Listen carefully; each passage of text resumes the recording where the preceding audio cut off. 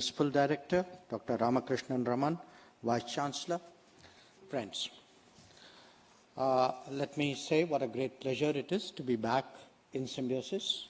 The last time we were here, we discussed how this conference could be held on this particular theme. So for me, it is a matter of particular satisfaction that a discussion of the previous visit has today materialized in the next one. We have gathered here at this international conference to discuss India's strategic culture, or if I could put it in a slightly different way, how do we create and propagate an international relations with Indian characteristics. Now, when we formulated the program, I'd actually thought I could, at the beginning of the conference, perhaps frame the issues from my perspective for the conference to consider at length. But once I started putting my own thoughts down on paper, I found they were a bit longer than I expected. So if I go beyond that 15 minutes, please bear with me today. Why do we need Indian strategic thought? Why do we need Indian characteristics? I think the answer, in a way, is in the last year, this year, as we went through the G20. The G20 is a statement of rebalancing, that the premier gathering of the world used to be G7. About 15 years ago, when there was a global financial crisis, the G7 couldn't handle the problem by themselves. They needed to bring in other countries, including us, China, and a few others. And so the G7, in a sense, though it still exists, got replaced by the G20. Now, it spoke about the economic rebalancing in the world. And over the years, there has also been a political rebalancing in the world. So if you look at the big political discussions and debates, many more countries shape it and participate in it than perhaps they did a few decades ago. But it's not just who is talking. It is also what are they talking, whose terms are they using, what is the narrative, what are the metaphors, what are the terms in which the conversation is taking place, what are the concepts. And that is where, if we reflect on it, you realized that the world perhaps has not changed as much as we think it is. And let me give you an example. Today, one of the big issues in global politics is the competition between US and China. Now, the term which is frequently used, especially on the Chinese side, to communicate the predicament or the challenge, the term used is Thucydides' trap. So think about it. A 5,000-year civilization is using a Greek historian or a Greek historian's construct as a metaphor to communicate with another country. And ask yourself what a power of narrative this is.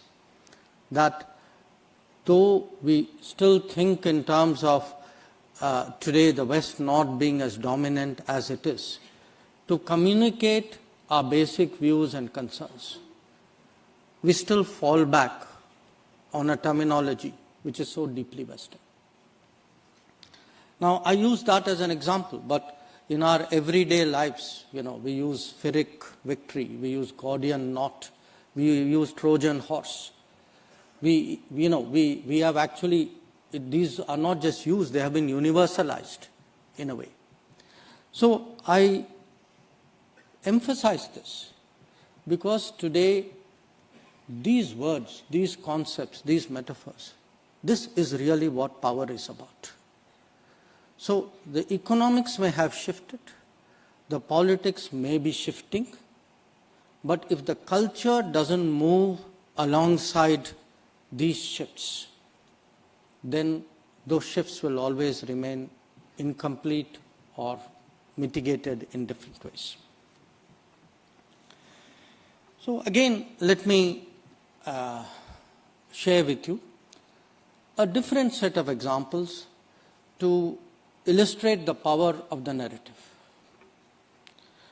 The world, as my first point was made, is still significantly Western in terms of its intellectual concepts, traditions, and construct.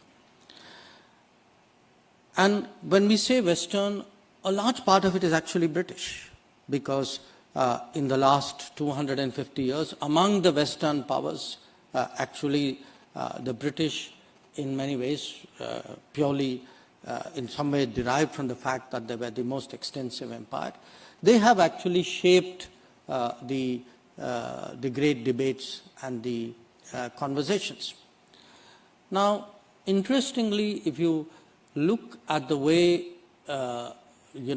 thoughts in history, political science, international relations are unfolded, Westerners generally, and the British actually, have put themselves to be successors of Greeks and Romans. That they have actually worked history backwards. I mean, if you think of Romans and Britain, actually the history is very different. It wasn't exactly a successor's history. Yet, once actually empire building exercise started, and then you needed legitimacy, you needed justification, you need narrative, you needed a rationalization. They created this whole, I would say, legacy of wisdom and knowledge and thought and philosophy, of which, of course, they made themselves the inheritors and thereafter the propagators, and clearly the beneficiaries. But it wasn't just about themselves. If you look at how actually the relationship between geopolitics and, again, historical assumptions, you have, it's a very interesting comparison, how world history, and I would say more than history, international relations, the comparative treatment of China and India. Some of you would be familiar with Kissinger's book on China. The standard Western, we are now talking professors, intellectuals, practitioners. They have no problem accepting 5,000 years of unbroken Chinese history. And yet many of them, again, thanks to the British interest in propagating it at that time and the larger Western buy-in as well to that, they would not give that same privilege or that same understanding to India. In fact, the extreme example of that was Churchill himself, who said India is no more a country than the equator. But I put it to you that there has been and there will always be a strong correlation between power, politics, concepts, and actually history and international relations. That the same people who would airbrush history and attribute continuity when it suits them. Because remember, for Western countries, for much of the 20th century and 19th and 20th century, they actually had a vested interest in preserving a China as a bulwark against Russia, against Tsarist Russia, and then later on against communist Soviet Union. But when it doesn't suit them, they can actually break up your history, assign to you, definition and identity. They can make regional into national, but when it suits them, they can do exactly the opposite. That is actually the debate when we speak about cultural rebalancing, when we speak about intellectual power, when we speak about shaping the narrative. That is what it is really about. Now, stop for a moment and reflect on, when we say international relations, philosophy, history, who are the thinkers who naturally come to our mind. What would you normally use in your curriculum? You will say, okay, Greek philosophers, Plato, Socrates, Aristotle, Plato. You will speak about Roman, so much actually of Roman history has become mainstreamed into global thinking. We will speak in the modern era of European statesmen. People would quote Palmerston on permanent interest, but not remember that Kautilya said it many hundreds of years before that. And, again, to some extent, those who have made an effort, again, I'm using China as a ready comparison. To some extent, a Sun Tzu or a Zhuge Liang would be accommodated. But how often in international literature do you see a Chanakya or a Banabhat or a Tulu Vallavar mentioned? Almost never. Now, thinkers, yes. So let me go beyond that. Look at epics. Again, when people speak global epics, what comes to your mind? Iliad, Odyssey. In fact, Odyssey has become a word with a small o, so that it has actually entered our terminology so deeply that we use it for a difficult journey.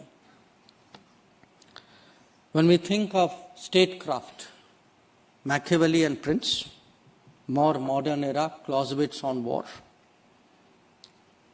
Now, there are other cultures, other civilizations, who have, in their own way, also tried to assert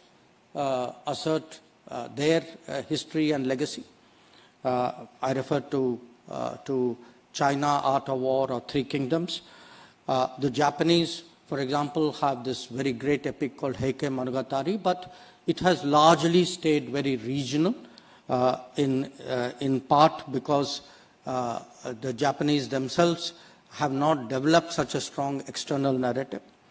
A country like Iran has Najul Balaga, how Hazrat Ali, in a sense, his life and the lessons from it. But just like I said, when it comes to thinkers, whether it's Arthashastra, whether it's Niti Shastra, whether it's Harsha Charita, or whether it is even Ramayana and Mahabharata, people look at Ramayana and Mahabharata essentially as cultural tales.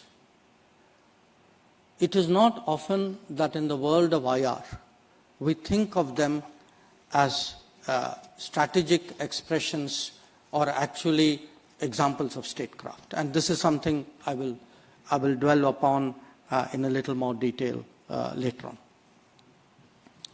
So you have thinkers where, in a sense, the dice is loaded against you. You have these big epics and books. So let's look at people. Because at the end of the day, with societies, where, our imaginations are finally shaped by people and stories about people. So if you say, okay, let's think about the big figures of history. Who would come to mind? Alexander the Great, okay, Napoleon, if we're in the world of diplomacy, Metternich, Talleyrand, or in the last 50 years, Henry Kissinger. Now, some time ago, in a different context, I actually made the statement that I actually think that Hanuman and Sri Krishna are great diplomats. And I meant it not as a throwaway remark, but as something which emanated from a consideration of actually their role in our epics. But think of our own, and I'm not even going way back in history. I'm talking relatively recent history. Think of Maharaj Shivaji, Ranjit Singh, Krishna Devaraya, Lachit Borphukan. So the question I have is, if we are actually to develop an Indian strategic culture, if we are to create international relations with Indian characteristics. Is it not necessary that we actually devote more time, attention, energies to look at our own reservoir of history, knowledge, culture, and traditions? And you know, I would relate an experience I had. This was about a decade ago. And I was talking at that time to my, I'd say, counterparts or colleagues in the US administration. And we were talking Afghanistan. And I found that after 20 years of being in Afghanistan, so much of the American understanding of Afghanistan was actually molded by what was the British narrative of Afghanistan. So when I actually asked them that, does it occur to you, have you ever thought why Peshawar is where it is? I mean, was the Durand Line actually something which was a British colonial construct? Was there a historical basis for why there was a certain separation there? Or, you know, a figure like Hari Singh Nalwa. People who had spent their lifetime in Afghanistan never heard of him. And that told you something. It told you that they had actually looked at a geography from one cultural lens. And unless today we are able to put our lens in place, they will never look at it in a way in which it will serve our interests or converge even partially with what we are thinking. Now, why have we come to this situation? I think for a variety of reasons. In a way, I mean, as you would have guessed by now from my repeated emphasis on Western construct, a lot of it is a natural consequence of hegemonism. That if out of the last 300 plus years, Western powers have been globally dominant, if they have been hegemonic, for them superior powers means superior ideas, it means superior constructs, in a way it means superior history. So it is the intellectual domination which comes from that era, which still continues even if political and economic changes have happened in, since the Second World War. A second reason is actually ourselves. That if you look at the last, I would say, century, especially in Asia, a lot Asians themselves, Asian polities, Asian leaders have associated modernism, modernizing, with westernizing. That they have in many cases sought to put their own cultures behind them, because in their assessment, their cultures failed them when it came to resisting the West. So if you look at Meiji Restoration in Japan, or you start the period of Republican China and thereafter into Communist China, or if you look at us after independence, there is actually almost a sense that, my past is behind me, I'm now going to enter a new phase. My new phase must be closer to those who actually have been dominating the world. So there is a conscious or sometimes unconscious imbibing and emulating of Western constructs as a way, actually as a prescription of progress. So hegemonism has had its impact. I would say modernism has had its impact. To some extent, the politics of the day. It is natural, perhaps, though I would say it is excessive at times, where the requirement of the politics actually distanced us from our own history.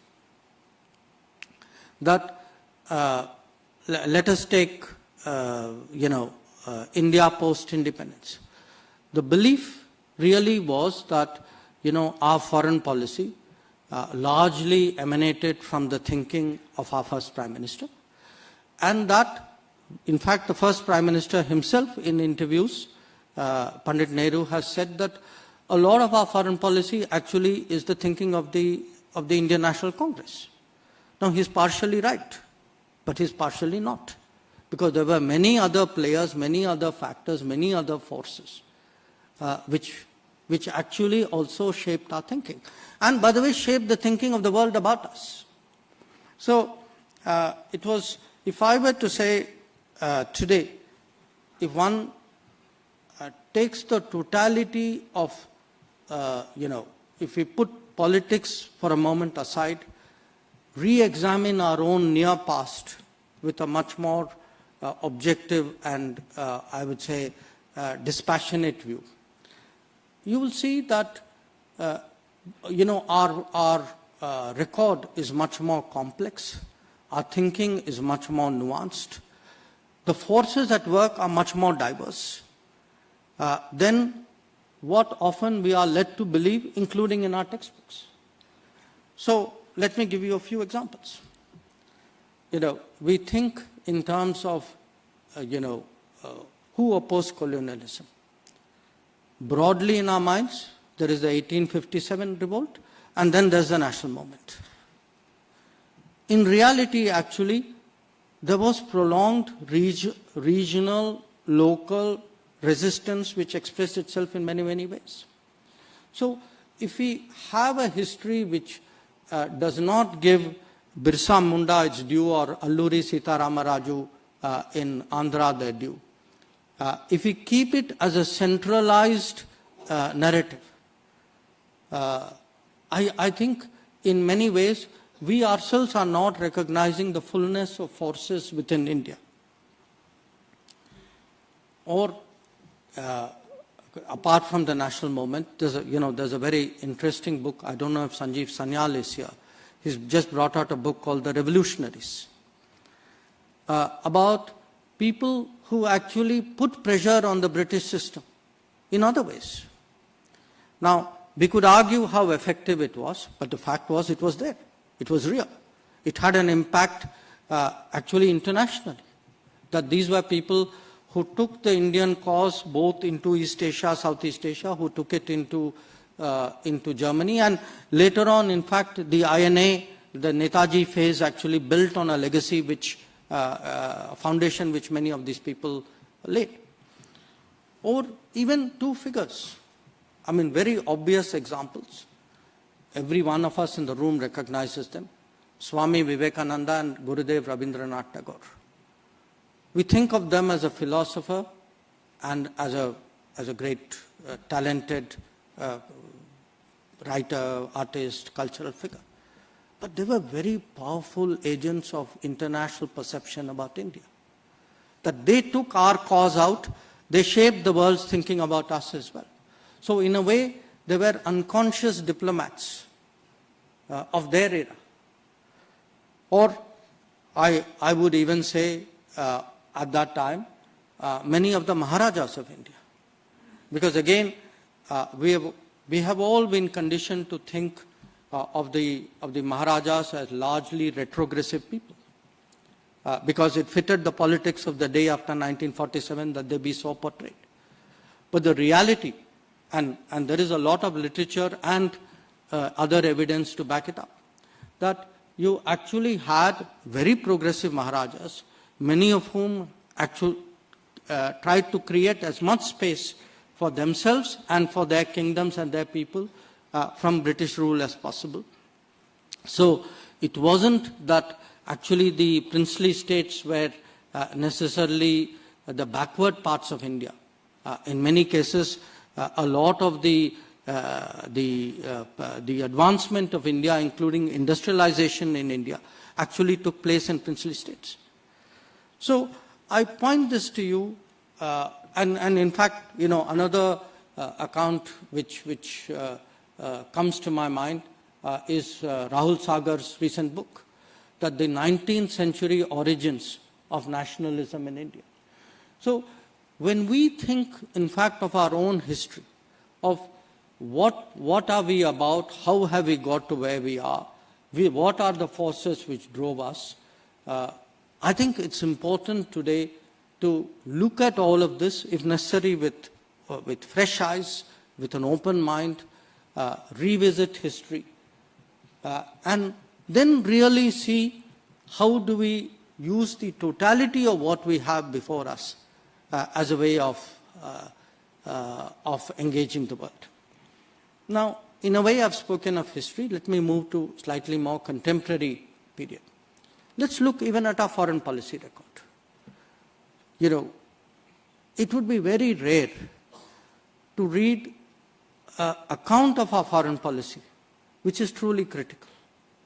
Because if you read most accounts, it's like we've had success after success. It's not exactly true. So there are occasions, there are policies, there are choices, which today, particularly with the benefit of hindsight, we must revisit. You know, there was recently, not recently actually, maybe 4 or 5 years ago, a book by an American professor called Francine Frankel, called When Nehru Looks East.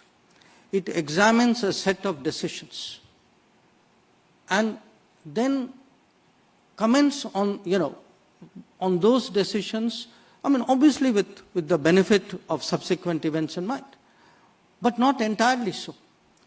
It gives you the forces which pushed for the choice to be made and what were the debates of that time. And they are very, some of them are really very, very interesting. Like what happens, for example, when we take our case on Jammu and Kashmir to the United Nations, and why it ended up the way it did, and who were the players who took it in that direction. So I would say today that it's important, on the one hand, to look at the choices we made. I would certainly say the choice we made in 1954 with respect to China. The choices during the 1962 war, I recently saw a comment in a newspaper about that. Could we have done differently? Could we have done better? The choice in 1972 about how we were going to proceed with Pakistan. So it's important today not to assume these were inevitable, or not to assume that they were the best choices. I mean, these are choices made. We cannot undo those choices. But there are lessons learned from the dissection of these choices. But more than choices, I would even say policies. For us, if we are to really look today at Indian foreign policy, a lot of it should also be on the roads not taken.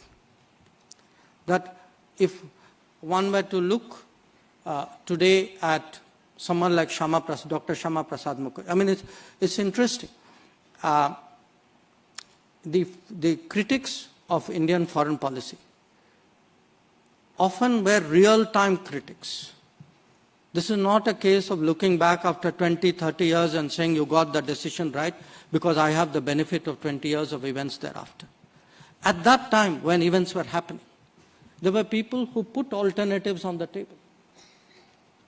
If you look, for example, at our Pakistan policy, at the Nehru-Liaquat Pact, and subsequently, and frankly, at our handling of Kashmir, you have actually a minister of the first cabinet who leaves the government because he has profound differences on the entirety of the Pakistan policy, and that's Dr. Shama Prasad Mukherjee, and who actually at that time cautions Nehru about going to the UN on Kashmir.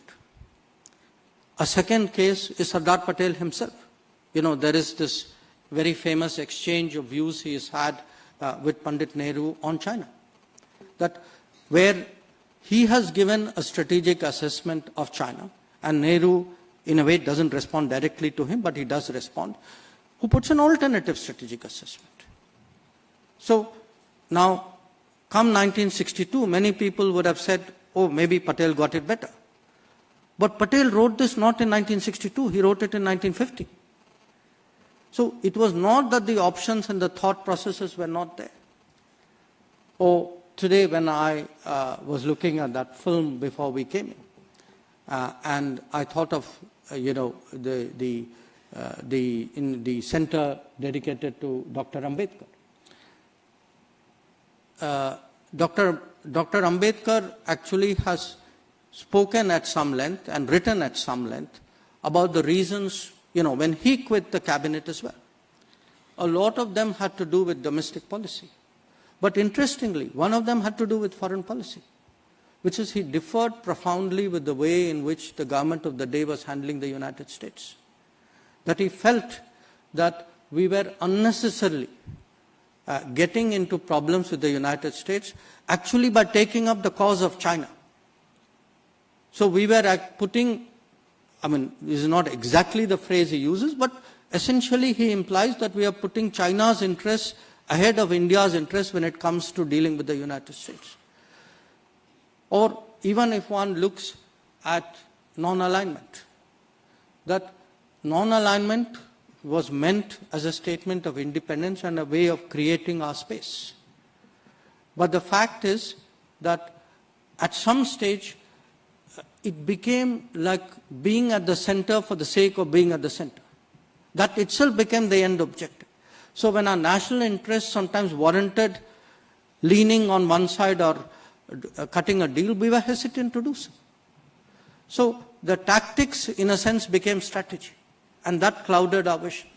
So I mention all this to you because, to my mind, if we are today to proceed with Indian strategic thought, if we are to assess international relations and view it from our own viewpoint, it is necessary, first of all, that we ourselves be less theological and less dogmatic and, frankly, less laudatory about our own record.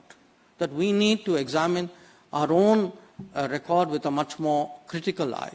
And I say this because, to me, the last of these causes why we, in a sense, we are prisoners of a larger construct which we do not control. Today is not just hegemonism, not just modernism, not just politics of the day, not the subjectivism that I spoke about. It is actually globalism. That in a globalized world, the nature of the world today is such that the pressure for political correctness, for deciding what is right, what is wrong, for painting political forces, governments, people as outliers, while suggesting this is the norm, and this is the norm that the world has agreed upon, and if you disagree with me, you are the outlier, you cannot possibly be right, because as the custodian of globalism, there is one truth, I am the custodian of that truth, and it is a very, very clever way today of legitimizing and delegitimizing debaters. So this, I thought, were some considerations regarding our own record in foreign policy. Now, I had mentioned epics. And again, many of you would be familiar. There is a deep belief in many quarters, and there's a gentleman called George Stanham who very conveniently articulated it for our benefit, that the Indians really don't have strategic thought. Now, of course, it's a slight improvement on people who said India is not a country at all. But still, the belief that, somebody could have existed for 5,000 years and not have strategic thought. But here you have an eminent person from New World who now says, okay, these guys somehow survived history, but they did it without strategic thought or strategic culture.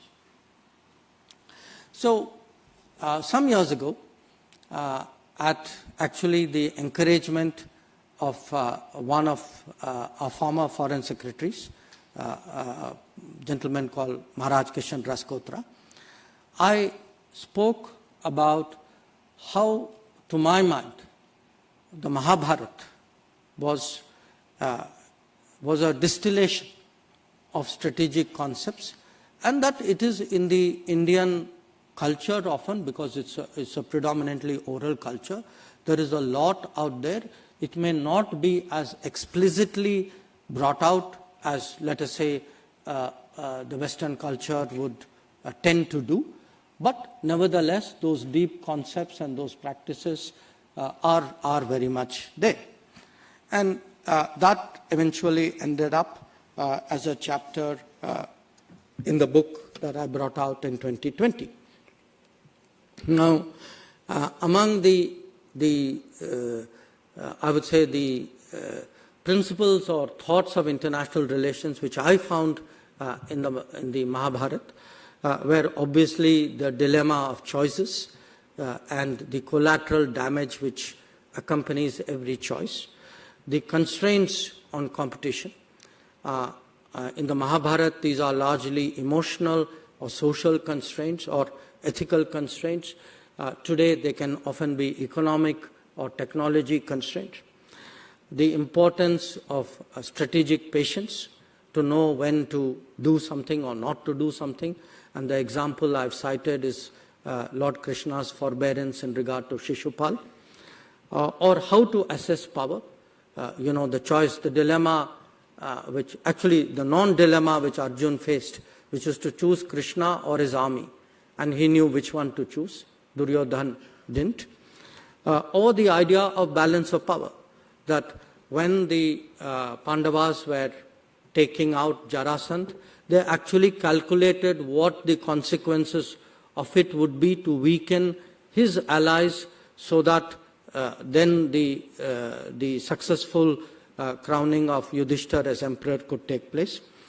The idea of the whole realpolitik versus credibility, which is are there norms? If there are norms, what are the costs of violating norms?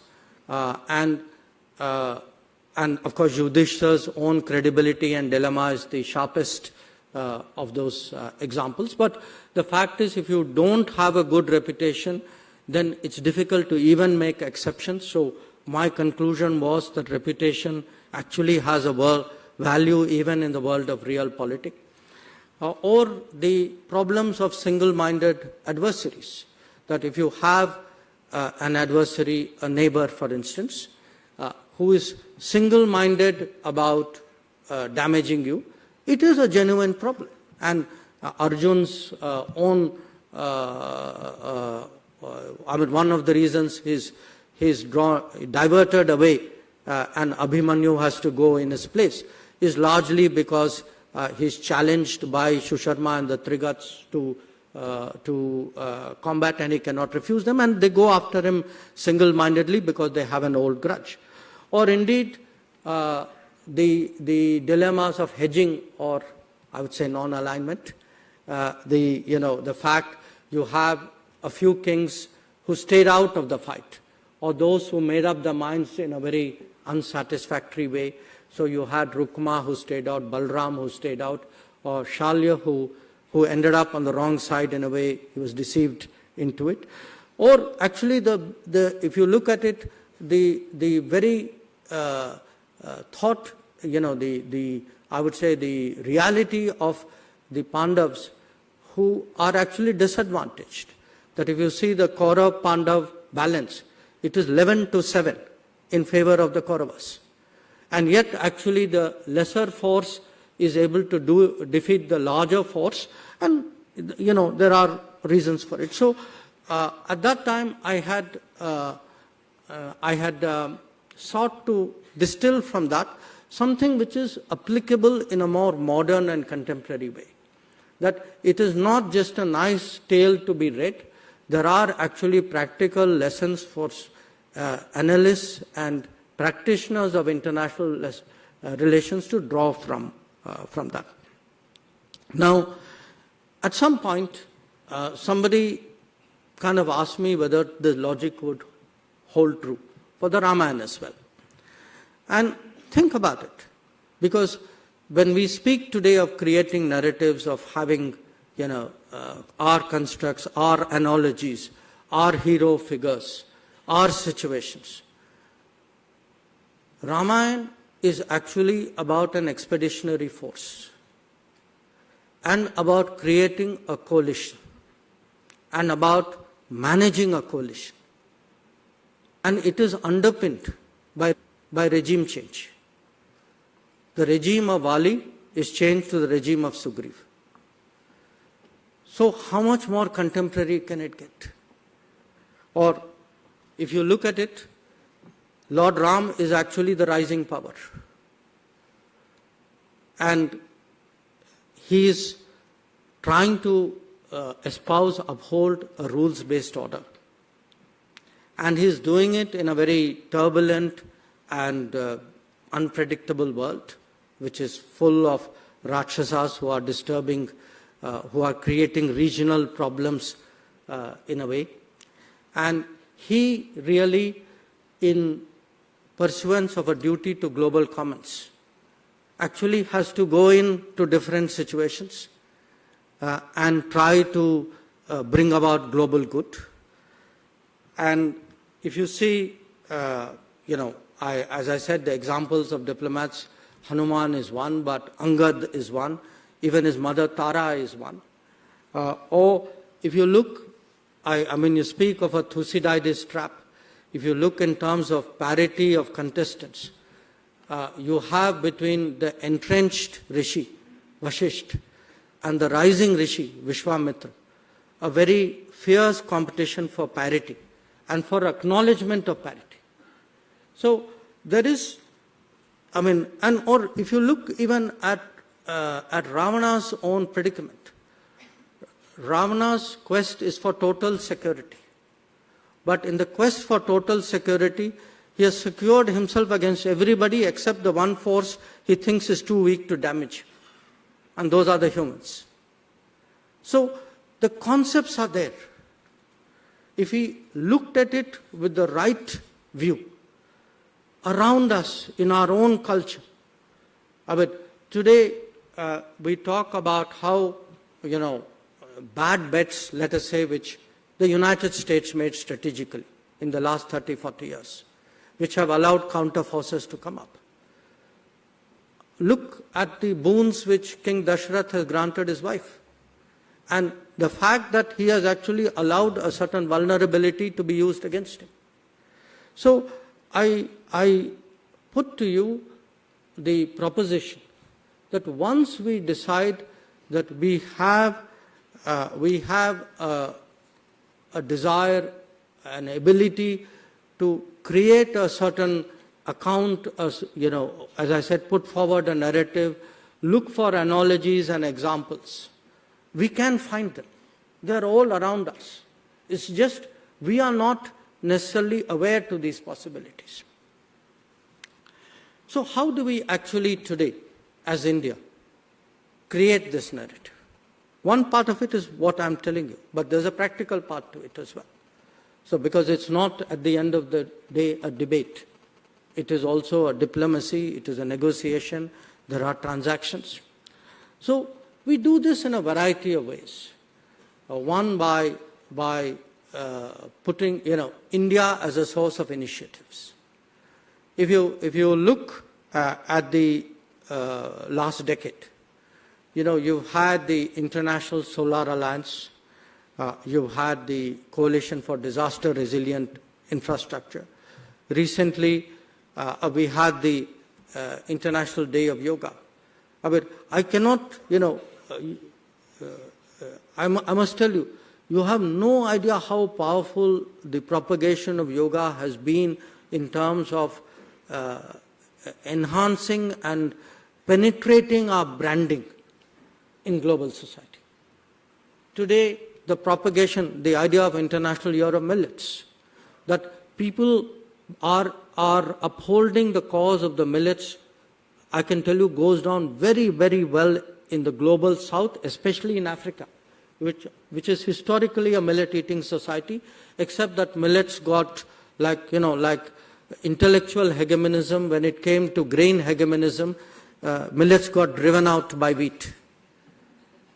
That today millets are staging a comeback. And we need today we are seen today as leaders. We are a millet revolutionary power. The idea of even sustainable lifestyle, that the life initiative, that we can actually live a much more environment-friendly life. So one is how to be a continuous source of initiatives at a global level, which is molding the thinking and the activities of our era. The second, of course, is terminology, concepts. And you saw that, starting with one which this institution identifies itself with, Vasudhaiva Kutumbakam. So this one earth, one family, one future. Believe me, it has stuck not just with those 20 nations and the 9 guest countries and the international organizations. It has stuck with the world that, okay, the Indians think it is one family. Or, in fact, our own sense, we have today tried to find a term which would explain that we are not, we don't want to say that we are uninvolved, but we don't want to say we are part of an alliance, that we have the freedom, the flexibility. So you can say multi-alignment, multi-vector, multi-axis. I would say, and I wouldn't say, actually the Prime Minister said, Vishwamitra. So the idea that we are not necessarily, we are there not necessarily in an opportunistic sense, but we have the space and the flexibility and the independence to play a much bigger role. Or when it comes to specific domains, today the branding of being a pharmacy of the world, even the idea of using digital for development, or as I said, pushing the message of the need for a voice of the global South. In fact, this year I would say I've probably the 2 words in international relations which have made the greatest impact are the words global South. They're not original words, but they were there somewhere in the recesses of some diplomatic cupboard. Today, those words, global South, even the people against global South use the word global South. So that is the power of the narrative. So, sometimes it can be for ourselves that we've had islands, to our south in the Indian Ocean. Even bureaucratically, actually, we used to deal with them as separate countries in the MEA, separate divisions. Today, the idea of a policy called Sagar and bringing all the islands into one rubric, which allows a much more consolidated, cohesive way of dealing with them. Or if one looks, the people speak about the global marketplace. Our interests demand we speak about the global workplace, where mobility should be a norm. Mobility should not be some special favor that you are doing to people by giving them a particular category of visas. It should be normalized. So these are the contestations in which we need to engage in. But it's not enough to engage in that. We have to popularize it. We have to internalize it. We have to, as I say, first of all, convince ourselves. So how to do that? I would come to it. To me, at the end of the day, a lot of it has to be academic and intellectual rigor, because there has to be a body of knowledge which will back up that popularization. It has to be practiced as well. So in a sense, that thinking has to be internalized within the foreign service and within the government and within the practitioners of diplomacy. But how do you, in a sense, acculturize it? How do you popularize it? How do you create the stories? So when I speak about, big heroes, these big heroes, we have to get them into a popular mindset, just like other cultures and civilizations have done for their heroes. And it's when we believe in our heroes that we can get the world to believe in our heroes. So to me, this, the task before us in many ways is really to create a certain body of knowledge with a strong sense of rigor, to simultaneously strengthen it by a practice of diplomacy with our own thoughts. I mean, I'm not, again, this is not being xenophobic or being insular. I mean, I'm not saying in any way that the world's thoughts are irrelevant.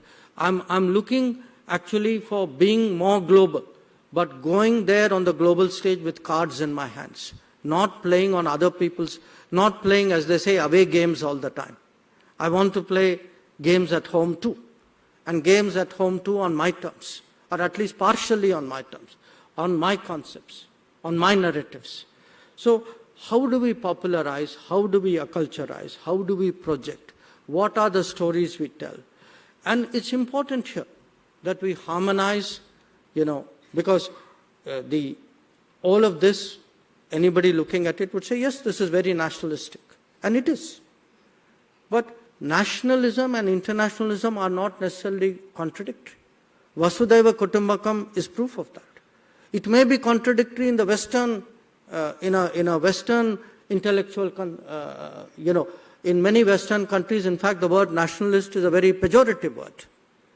But in our country, it is not, and there's a historical reason why it is not. So the point I make is that today, the challenge for us as we look at Indian strategic thought is one is the academic, intellectual research side of it, side by side the practice of it, the diplomacy of it, the policy of it, then the projection of it, the imbibing of it, in a way the various mediums, a film or, as I said, a book or a film can be equally impactful as an academic paper. And now there will be challenges. There will be people who would regard some of this as, in a sense, being, I would say, mythical or revisionist or medieval even. But it's important that we like other, certainly the cultures of major powers, that we draw much more fully on our heritage and traditions. That is not against our future. On the contrary, I would argue that our future will never really flower in that way unless we have our own cultural foundations. And to do this, certainly, the present will be contested, the near past would be contested, if we are to have a debate about the future. How do we bring about a global narrative? As I said, at the end of the day, it will be about whose terms, whose rules. Those will be the perennial question. So I would end with this assertion that today Bharat needs its narrative, and it needs its narrative not just for itself.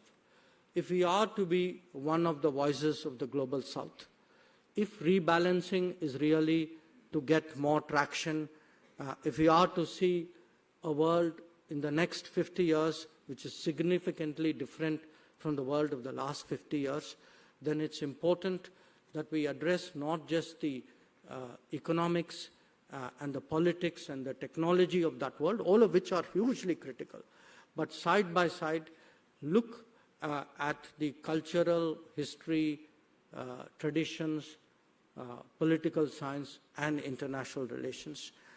That is certainly the kind of vision when we speak about the Amrit Kal. This, I think, is one of the big tasks that await us in the Amrit Kal, and I'm particularly pleased today that to have such a large body of students, because I think the Amrit Kal is your Kal, and also to have the latest cohort of the Indian Foreign Service, because as I told them, we can frame the question. It is for them in the course of the next 25 years to come up with the answers. So once again, thank you very much for being here.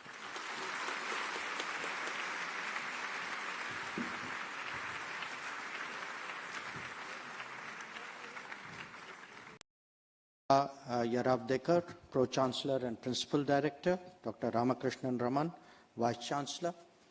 Friends,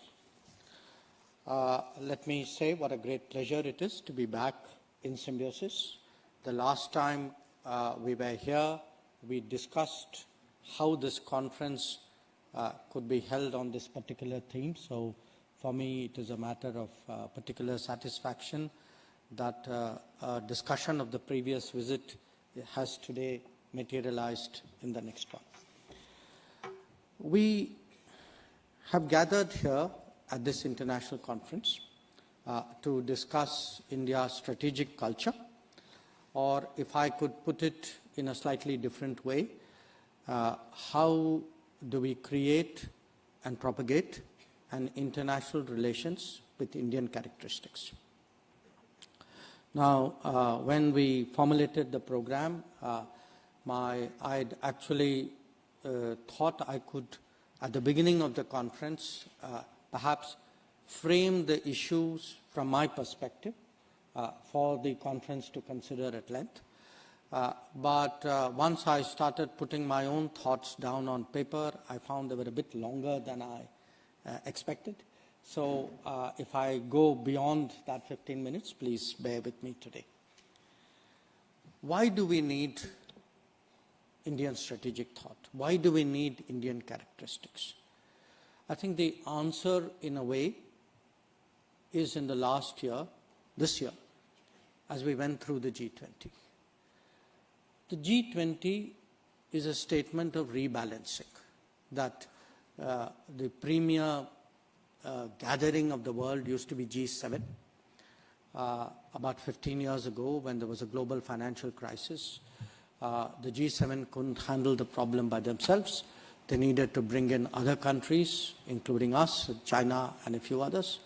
And so the G7, in a sense, though it still exists, got replaced by the G20. Now, it spoke about the economic rebalancing in the world. And over the years, there has also been a political rebalancing in the world. So if you look at the big political discussions and debates, many more countries shape it and participate in it than perhaps they did a few decades ago. But it's not just who is talking. It is also what are they talking, whose terms are they using, what is the narrative, what are the metaphors, what are the terms in which the conversation is taking place, what are the concepts. And that is where, if we reflect on it, you realized that the world perhaps has not changed as much as we think it is. And let me give you an example.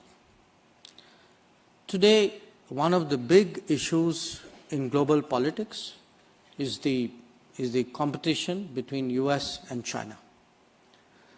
Now, the term which is frequently used, especially on the Chinese side, to communicate the predicament or the challenge, the term used is Thucydides' trap. So think about it. A 5,000-year civilization is using a Greek historian or a Greek historian's construct as a metaphor to communicate with another country. And ask yourself what a power of narrative this is.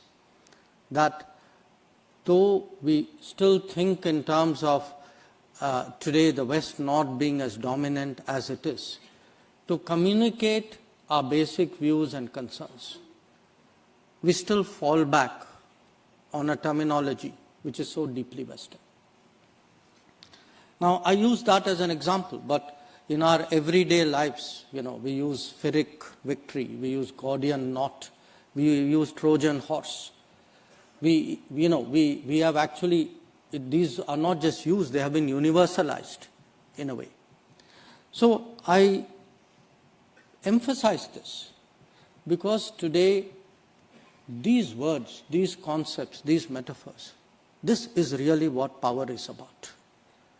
So the economics may have shifted, the politics may be shifting, but if the culture doesn't move alongside these shifts, then those shifts will always remain incomplete or mitigated in different ways. So again, let me share with you a different set of examples to illustrate the power of the narrative. The world, as my first point was made, is still significantly Western in terms of its intellectual concepts, traditions, and construct. And when we say Western, a large part of it is actually British, because in the last 250 years, among the Western powers, actually the British, in many ways, purely in some way derived from the fact that they were the most extensive empire, they have actually shaped the great debates and the conversations. Now, interestingly, if you look at the way thoughts in history, political science, international relations are unfolded, Westerners generally, and the British actually, have put themselves to be successors of Greeks and Romans. That they have actually worked history backwards. I mean, if you think of Romans and Britain, actually the history is very different. It wasn't exactly a successor's history. Yet, once actually empire building exercise started, and then you needed legitimacy, you needed justification, you need narrative, you needed a rationalization. They created this whole, I would say, legacy of wisdom and knowledge and thought and philosophy, of which, of course, they made themselves the inheritors and thereafter the propagators, and clearly the beneficiaries. But it wasn't just about themselves. If you look at how actually the relationship between geopolitics and, again, historical assumptions, you have, it's a very interesting comparison, how world history, and I would say more than history, international relations, the comparative treatment of China and India. Some of you would be familiar with Kissinger's book on China. The standard Western, we are now talking professors, intellectuals, practitioners. They have no problem accepting 5,000 years of unbroken Chinese history. And yet many of them, again, thanks to the British interest in propagating it at that time and a larger Western buy-in as well to that, they would not give that same privilege or that same understanding to India. In fact, the extreme example of that was Churchill himself, who said India is no more a country than the equator. But I put it to you that there has been and there will always be a strong correlation between power, politics, concepts, and actually history and international relations. That the same people who would airbrush history and attribute continuity when it suits them.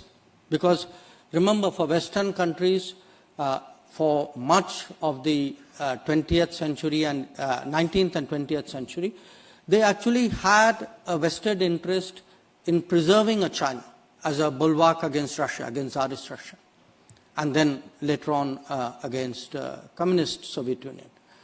But when it doesn't suit them, they can actually break up your history, assign to you, definition and identity.